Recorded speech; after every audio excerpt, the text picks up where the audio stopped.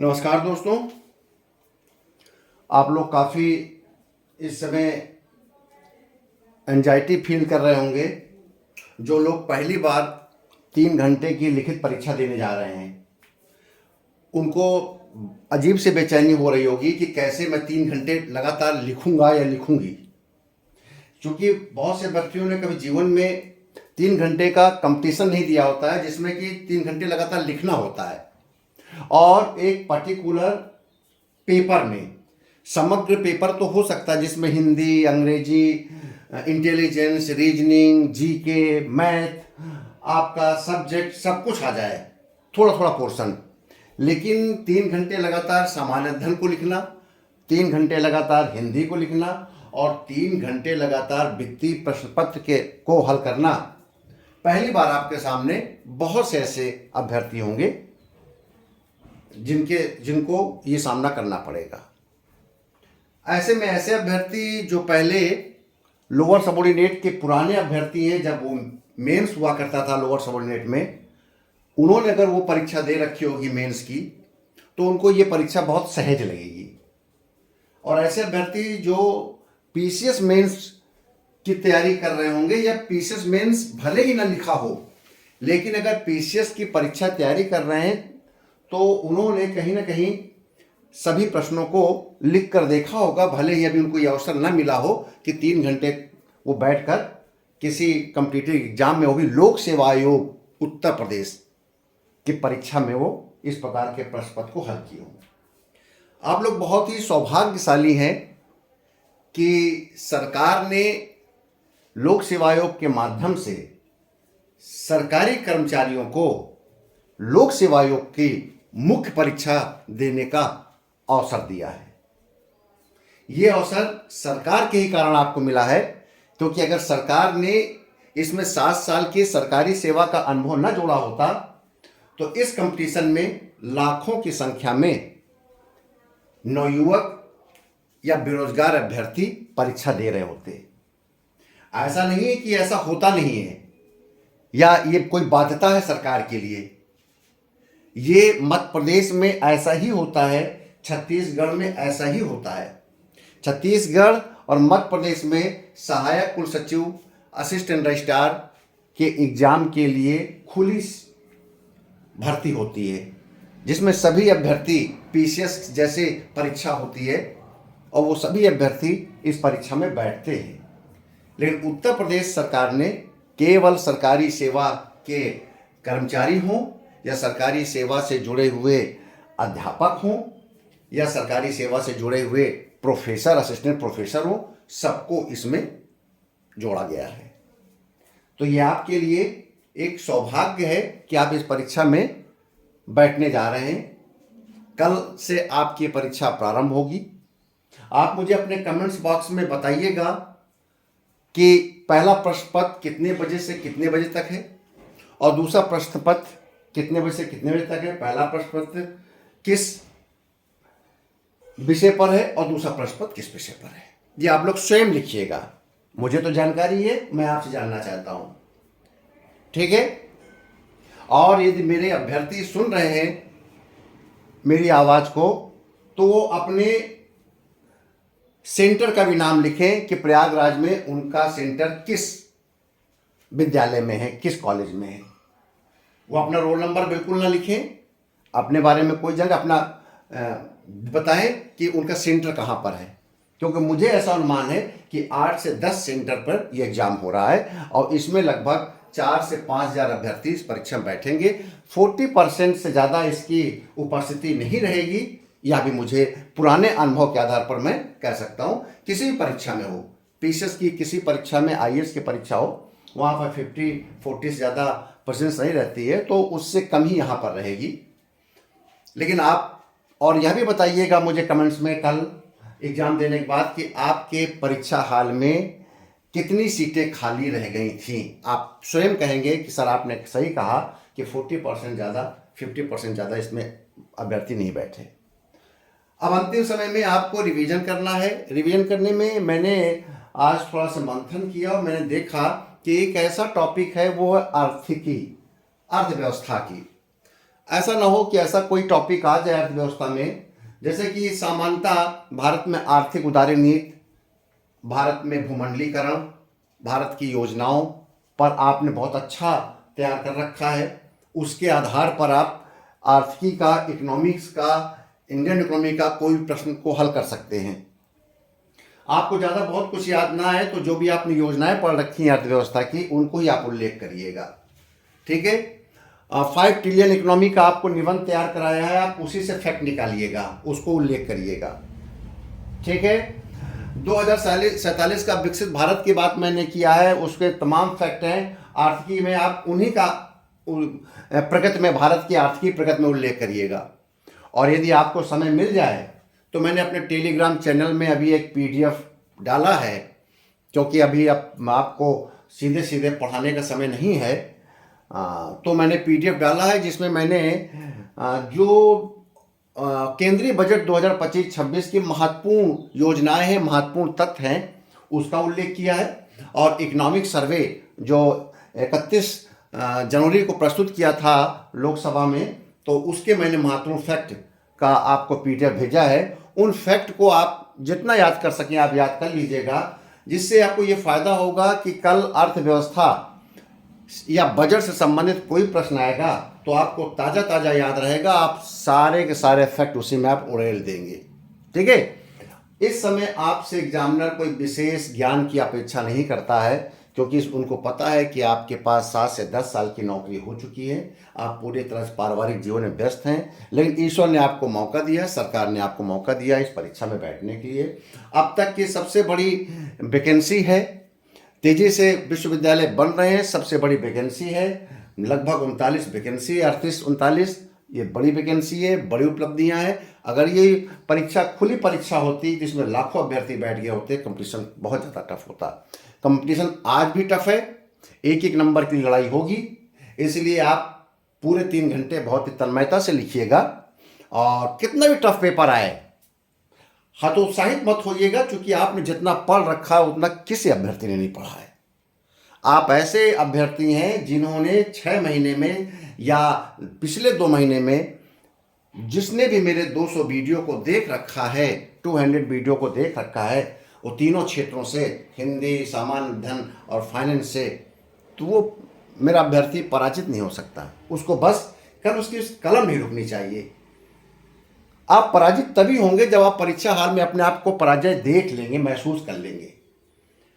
और आपको महसूस नहीं करना है, क्योंकि हमारा सारा ज्ञान कितना भी हम पढ़े होते हैं वो सब किनारे हो जाता है। और जिस समय एग्जामिनेशन हॉल में हम 3 घंटे बैठते हैं, उस समय हमारा जो विवेक कहता है और जिस प्रकार से हम लिखते हैं वही सबसे अधिक महत्वपूर्ण होता है।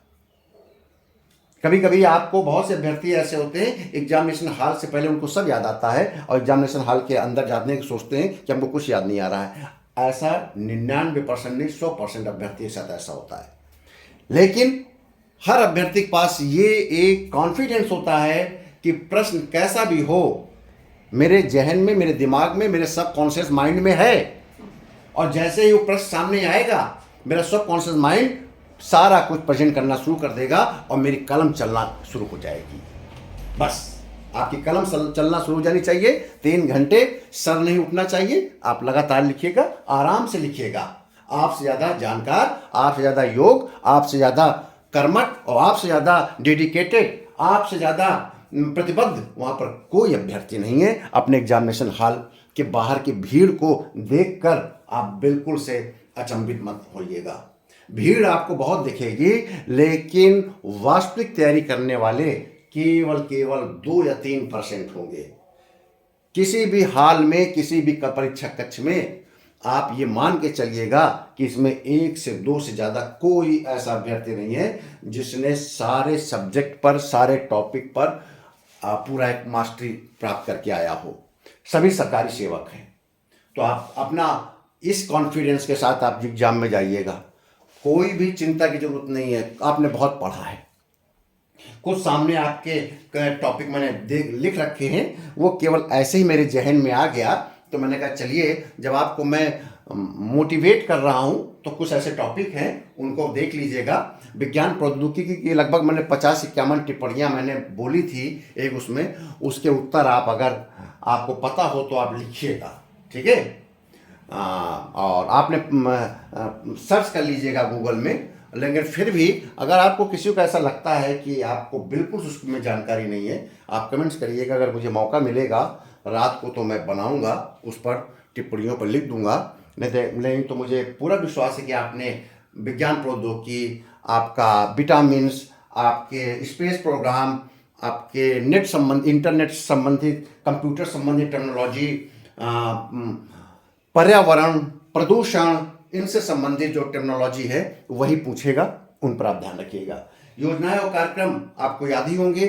कोई भी योजना कार्यक्रम के आप काफ़ी मैंने लिखवा दिए हैं, और बचे हुए मैंने निबंध के अंतर्गत शामिल कर लिए हैं। 17 जो सस्टेनेबल गोल हैं उनको मैंने आपसे कहा था जरूर पढ़ लीजिएगा, क्योंकि अगर आप वो गोल पढ़ लेंगे तो सभी योजनाएं उसमें समाहित हो जाएंगी, निबंध समाहित हो जाएंगे, ठीक है। निबंध की आपको अलग से तैयारी करने की जरूरत नहीं है, समान अध्ययन आप इतना पढ़ लेंगे कि उससे निबंध कवर हो जाएगा।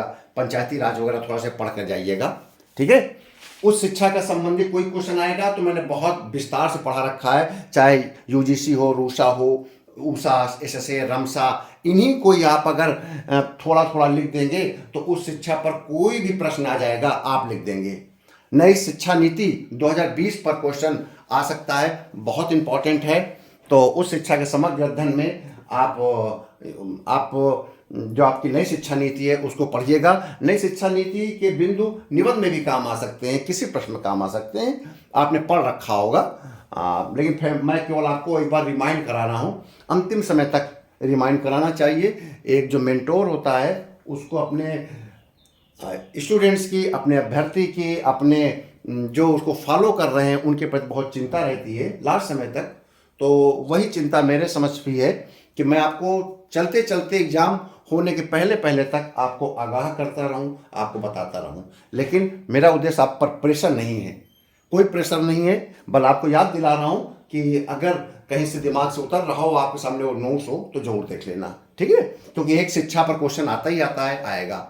जैसे कुछ इस पेपर को अगर पिछले पैटर्न पर बनाया जाएगा तो हायर एजुकेशन पर एक प्रश्न आएगा, योजना कार्यक्रम पर एक प्रश्न आएगा, आपका अर्थव्यवस्था पर एक प्रश्न आएगा, भले उसको 2 बना लें, पर्यावरण जनसंख्या पर एक प्रश्न आएगा, राजनीति संविधान पर एक विस्तृत प्रश्न आएगा। छोटा प्रश्न भी आ सकता है, 2 प्रश्न भी आ सकते हैं।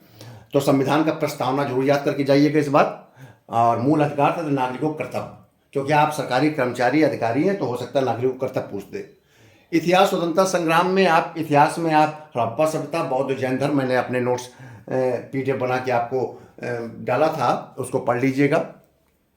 अब चूँकि स्वतंत्रता संग्राम एक विस्तृत परिप्रेक्ष्य में पूछेगा 1857-47 तक, तो आपने तमाम चीज़ों को एक एक बार पढ़ लिया होगा। चूँकि अगर ऐसे अभ्यर्थी जो केवल पहली बार एग्ज़ाम दे रहे हैं, या इन्होंने इससे पहले कभी भी इतना डीपली लिख कर कभी भी स्वतंत्रता संग्राम को नहीं पढ़ा है, तो उनके लिए थोड़ा दिक्कत हो सकती है। लेकिन अगर उन्होंने एक एक बार पूरी कहानी पढ़ रखा है तो लिख देंगे, ठीक है। चर्चित व्यक्तित्व, पुस्तक लेखक, फुल फॉर्म, महत्वपूर्ण संस्थाएं, स्थान, उपनाम, कई बार आपको मैं बता चुका हूं। आपके नोट्स, आपके PDF, आपका वीडियो आपके चैनल में पड़ा है करियर मोटिवेशन का, तो उसमें से आप आराम से इसको देखिए, सुनिए, काफ़ी कुछ आपने तैयार कर रखा होगा। हिंदी के बारे में कल मैंने समास आपको बताया था, अगर समय मिला तो किसी अन्य टॉपिक पर मैं वीडियो प्रस्तुत करूंगा, या टेलीग्राम में मैं अपने PDF नोट्स बनाकर अपलोड करूंगा, आप उसे देखते रहिए। वीडियो में के बाद आप कमेंट जरूर करिएगा, अपने सेंटर का नाम लिखिएगा और ये बताइएगा कि आप लोग अपने अपने सेंटर पहुंच गए अथवा अभी रास्ते में हैं, ठीक है। मेरी तरफ से आप सभी को बहुत बहुत शुभकामनाएं। आप लोगों के लिए बहुत समय बाद इस प्रकार की परीक्षा को देने का अवसर प्राप्त हो रहा है। चूँकि 7 से 8 साल की नौकरी होने के बाद बहुत से अभ्यर्थी, 90% अभ्यर्थी कट जाते हैं प्रतियोगी परीक्षाओं से, लेकिन मेरे इस चैनल के माध्यम से बहुत से अभ्यर्थी पूरी तरह से फिर से तन्मयता के साथ जुट गए हैं, और उनमें एक जिज्ञासा और एक जो कहते हैं नहीं, फिर से एक आत्मविश्वास जगने लगा है कि आप क्यों नहीं पीसीएस की तैयारी कर सकते हैं, जिस प्रकार से आपने असिस्टेंट रजिस्ट्रार की तैयारी में जुटे हुए हैं। क्योंकि यह परीक्षा भी किसी पीसीएस मेन से कम नहीं है। वही सिलेबस समान अध्ययन का है, वही सिलेबस समान हिंदी का है, बस एक इसमें एक नया विषय जुड़ गया है, उसको मान लीजिए आप वित्तीय हस्त पुस्तिका। उसको आप पीसीएस में ऑप्शनल पेपर के रूप में मान सकते हैं। जैसे एक नहीं होता है वैकल्पिक विषय आईएएस में public administration, political science, physics, chemistry, math, engineering, वैसे मान लीजिए वित्त का एक ऑप्शनल पेपर एसेंशियल है, वो कंपलसरी है, और इसी पेपर ने आपको खूब छकाया है। और इसी पेपर से आपको एक कॉन्फिडेंस लेवल भी आपका काफ़ी तेज़ी से बढ़ा है कि आप इस परीक्षा को बीट कर सकते हैं। ठीक, तो आप सभी को बहुत बहुत शुभकामनाएं मेरी ओर से। ठीक है, मेरा पूरा फोकस आपके इस परीक्षा में रहेगा। और मेरे किसी अभ्यर्थी के पास यदि मेरा फ़ोन नंबर हो तो कल वो मुझको व्यक्तिगत रूप से मेरे व्हाट्सएप में, जैसे पहला प्रश्न पत्र समाप्त होगा, आप कक्ष से बाहर निकलेंगे तो पूरे प्रश्न पत्र का पीडीएफ बनाकर आप तुरंत मेरे पर्सनल नंबर पर आप डालेंगे। ठीक है, ऐसा हो सकता है कि मेरे 1200-1300 सब्सक्राइबर में एक दो कोई मेरा परिचय हो पूर्व का, उसके पास मेरा नंबर होगा तो जरूर डालेगा। ठीक है, तो आप लोगों को फिर से बहुत बहुत शुभकामनाएं। वो समय आ गया है कि आप जिस परीक्षा के लिए 6 माह से इंतजार कर रहे थे, वो परीक्षा घड़ी कल है। ठीक है, तो आप सुबह आराम से आप सोइए और आराम से सुबह उठिए 5-6 बजे, इत्मीनान से 8:30 तक अपने 8-8:30 तक अपने जो सेंटर है वहाँ पर पहुँच जाइए। अपने कलम पेन, एक ही टाइप के पेन, जिस पेन से आपको लिखना है उस प्रकार के 2-3 पेन, 2-3 रिफिल हमेशा साथ रखिएगा। ठीक है, छेद करने के लिए एक सूजक भी रख लिया जाता है, क्योंकि कभी कभी कॉपी में एक से अधिक कॉपी लेने में नहीं हो पाता है, तो आप ऐसा भी एक पेन रखिए, कुछ रखिए, जिससे कि जल्दी से आप गांठ बांध सके, आपको उसको टैग कर सके अपनी कॉपी को। यदि वो प्रिंटेड कॉपी नहीं होगी, कॉपी में ही अगर प्रश्न पत्र नहीं होगा, तो समान अध्ययन में हो सकता है कि आपको एक से अधिक कॉपी लेने की ज़रूरत पड़ जाए। लिखिएगा बहुत दूर दूर, दोनों तरफ मार्जिन बना दीजिएगा। मतलब कि दोनों तरफ मोड़ दिया जाता है थोड़ा से 2-2 इंच के करीब, और उसी मार्जिन में लिखिएगा, दूर दूर लिखिएगा, साफ साफ लिखिएगा। एक प्रश्न एक ही आपके पेज में लिखा जाएगा। अगर टिप्पणी है तो एक पेज में 2 टिप्पणी हो सकता है। नया प्रश्न नए प्रश्न से स्टार्ट करेंगे। ठीक है, जहां आपका नीचे उत्तर समाप्त होता है 2 लाइनें नीचे खींच दी जाती है ताकि कोई व्यक्ति उसके नीचे न लिख सके। ठीक, अगर किसी पेज को आप रफ बनाना चाहते हैं, कुछ रफ करके कुछ रिकॉल करना चाहते हैं, तो आप उस पेज को आप आराम से उसमें रफ लिख लीजिए, बाद में 2 लाइन खींचकर रफ लिखकर काट दीजिए। ठीक है, तो ये सब चीज़ें इत्मीनान से अपने अनुक्रमांक को लिखिएगा। पहले प्रश्न को बहुत आराम से देखिएगा, अपना नाम मत लिखिए कहीं पर, अनुक्रमांक शब्दों में अंकों में लिखा जाता है, उसको लिखिएगा। ठीक, तो ऑल द बेस्ट, आपको बहुत बहुत शुभकामनाएं। ईश्वर कल आपकी मदद करेंगे। बहुत बहुत धन्यवाद।